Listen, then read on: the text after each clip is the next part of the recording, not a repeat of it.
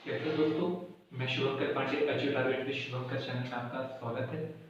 हम राष्ट्रपति के चुनाव को समझ चुके थे और राष्ट्रपति के चुनाव के बाद में आज हम राष्ट्रपति के आगे के विषय में पढ़ते हैं, जिसमें अगर हम पॉइंट वाइज अगर निकाल के चले राष्ट्रपति के को जो हमने पढ़ा उसमें हम चुनाव को समझ चुके थे। किस प्रकार से होता है चुनाव? एकल संक्रमणीय मत हस्तांतरण पद्धति के माध्यम से। अब हमें कुछ मोटी मोटी बातों को देखना है, जिसमें से दो बातें, एक पद अवधि और दूसरा इन्हें पद से हटाना। पद से हटाना, पदावधि और पद से हटाना। पद से हटाने के लिए इनके लिए जो शब्द का प्रयोग किया गया वो है इम्पीचमेंट, महाभियोग। याद रखिएगा, संविधान में केवल इन्हीं के हटाने के लिए महाभियोग शब्द का प्रयोग किया गया और किसी के लिए नहीं किया गया। ठीक है, इस बात को थोड़ा सा पदावधि, फिर शपथ और शपथ के बाद में वेतन। वेतन, ये तीन बातें आपको पढ़नी। पदावधि की अगर बात करें तो इनकी जो पदावधि रहती है वो 5 वर्ष रहती है और इनकी जो योग्यता रहती है, आप थोड़ा सा योग्यता को भी थोड़ा सा देखिएगा। ये चुनाव हो रहा है तो योग्यता भी होनी चाहिए। योग्यता में अगर हम एक बात को देखें तो 35 वर्ष की आयु पूर्ण कर चुका हूं। दूसरा, भारत का नागरिक हो। भारत का नागरिक, अब ये शब्द याद रखिए, भारत का नागरिक।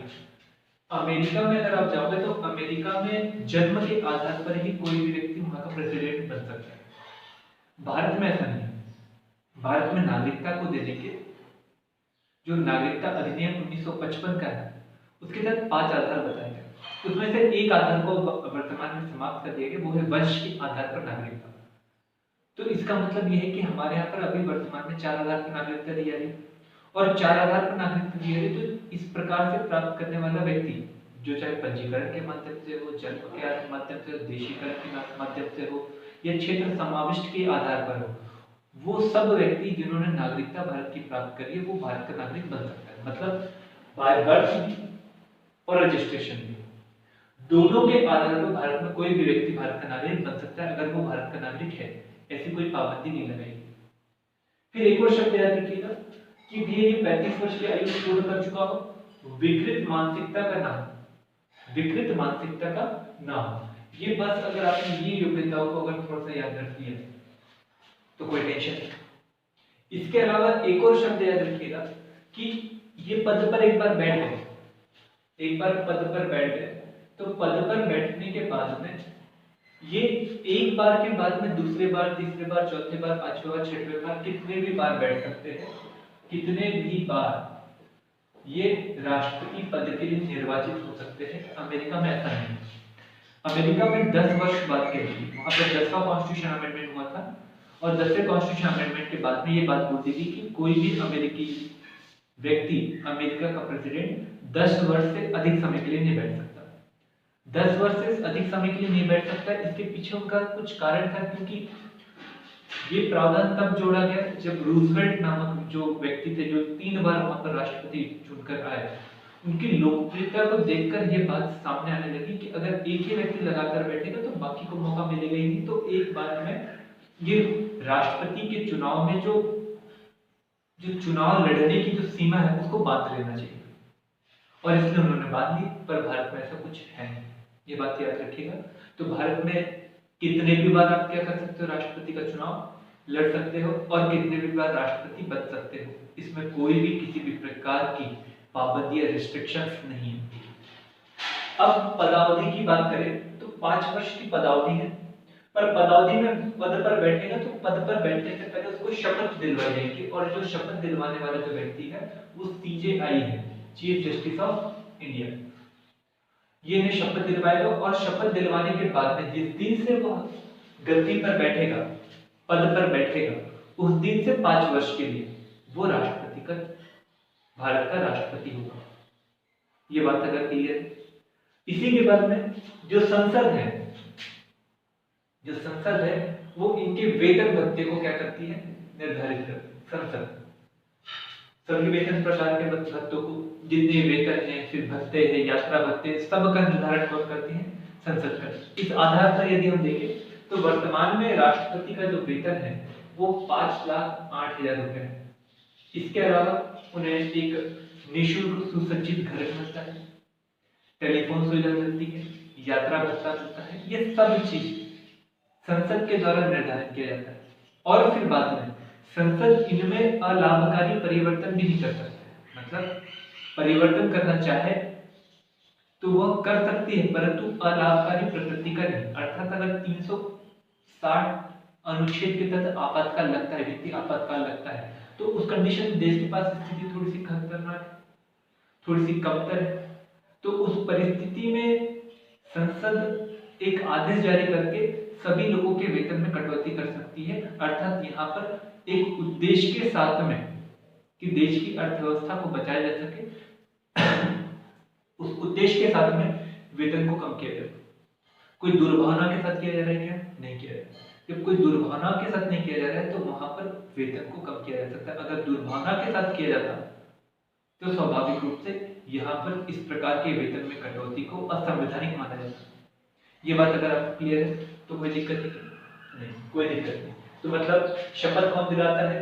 सीजीआई। पदावधि कितनी होती है? 5 वर्ष। योग्यता क्या होनी चाहिए? भारत का नागरिक हो, 35 वर्ष की आयु क्या कर चुका हो, पूर्ण कर चुका हो।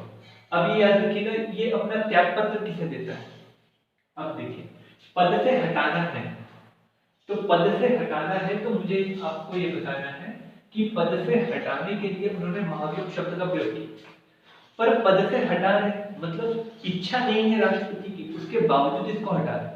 पर कभी अगर इच्छा हो तो जब कभी इच्छा होती है तो राष्ट्रपति उपराष्ट्रपति को अपना त्याग पत्र सौंपता है, वो सीजीआई को नहीं सौंपता है। ऑप्शन में कभी कभार आएगा कि क्या चीफ जस्टिस ऑफ इंडिया को सौंपेगा, उपराष्ट्रपति को सौंपेगा, प्रधानमंत्री को सौंपेगा या सौंपेगा नहीं। तो याद रखिएगा, ये उपराष्ट्रपति को त्याग पत्र सौंपता है जब इसकी खुद की इच्छा होती है। तो इसकी इच्छा नहीं है परंतु इसने कुछ गलत काम कर दिया है तो तब इसको हटाया जाता है। तो उस हटाने की प्रक्रिया को कहा जाता है महाभियोग। अब आप थोड़ा सा महाभियोग शब्द को थोड़ा सा समझ लीजिए। इम्पीचमेंट इंग्लिश में इसका प्रयोग किया जाता है। पद से हटाने के लिए इसके लिए एक ही कारण बताया गया। अगर हम कारण की बात करें तो पद से हटाने के लिए एक ही शब्द का प्रयोग किया उन्होंने और वो शब्द का नाम है संविधान का उल्लंघन। संविधान का उल्लंघन।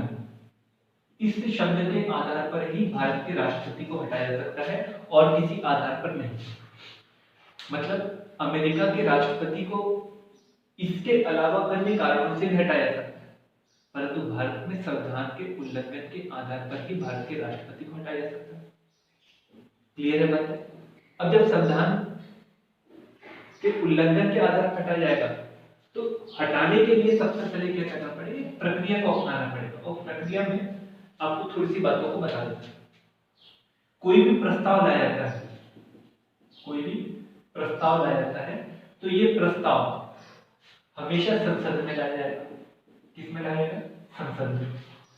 और ये संसद की किसी भी सदन में, किसी भी सदन में, चाहे लोकसभा हो चाहे राज्यसभा, लोकसभा या राज्यसभा दोनों में से किसी भी एक सदन में प्रस्ताव को लाया जाता है। परंतु प्रस्ताव को लाने से पहले उस प्रस्ताव पर, ये जो प्रस्ताव है उस प्रस्ताव पर जिस सदन में लाया जा रहा है उस सदन का 1/4 जो सदस्य है, सदस्य दोनों ही प्रकार के हो सकते हैं, निर्वाचित भी बेटा और मनोनीत, दोनों ही प्रकार के, कोई भी प्रकार, उनका 1/4 सदस्यों के क्या होना चाहिए? इस प्रस्ताव पर हस्ताक्षर होना चाहिए। जब 1/4 सदस्यों के हस्ताक्षर होंगे प्रस्ताव पर तो उसके बाद इस प्रस्ताव को लाया सकता है। परंतु प्रस्ताव को लाने से पहले 14 दिन पूर्व किसे सूचना देनी पड़ेगी? पूर्व सूचना राष्ट्रपति को देनी पड़ेगी। उसके बाद प्रस्ताव को रखा जाएगा। प्रस्ताव को जब रखा जाएगा तो प्रस्ताव को रखने के दौरान लगभग ध्यान रखिए, लगभग 2/3 बहुमत से एक सदन में इस प्रस्ताव को पारित करना पड़ेगा और उसके बाद में जब ये पहले सदन में प्रस्ताव पारित हो जाएगा तो उसके बाद में दूसरे सदन में ये जो प्रस्ताव था उस प्रस्ताव को जो पारित किया गया वो प्रस्ताव में जो आरोप लगे थे उस आरोप की जांच की जाएगी और जांच की जाने के बाद में आरोप की जब जांच होगी तो आरोप की जांच के बाद में इस प्रस्ताव का अध्ययन करने की दूसरे सदन में अध्ययन किया जाएगा और प्रस्ताव को पुनः कितने बहुमत से 2/3 बहुमत से क्या किया जाएगा पारित किया जाएगा। जब 2/3 बहुमत से पारित कर लिया जाएगा दूसरे सदन में भी इसे तो जिस दिन पारित होगा उस दिन से राष्ट्रपति को अपने पद से त्यागपत्र देना पड़ेगा, हटना पड़ेगा। उस दिन से राष्ट्रपति पद से हट जाएगा।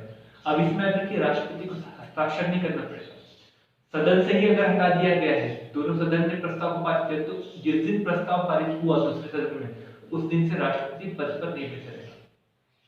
अब यहाँ पर 2-3 बातों को थोड़ा सा याद रखिएगा। 2-3 बातों को याद रखने से पहले एक बात याद रखिएगा, प्रश्न आता है, अगर नोट करके थोड़ा सा याद रखेंगे तो बातें अच्छी क्लियर हो जाएंगी। पहली बात यह है कि राष्ट्रपति अब ये प्रस्ताव लाए थे तो ये जो प्रस्ताव लाया गया वो एक ही शब्द याद रखिए, एक ही सत्र में पारित होना चाहिए। एक ही सत्र मतलब अगर शीतकालीन सत्र में लाए तो शीतकालीन सत्र, बजट सत्र में लाए तो बजट सत्र या मानसून सत्र में लाए तो मानसून सत्र में, एक ही सत्र में पूरी क्रिया होना चाहिए। पहली बात।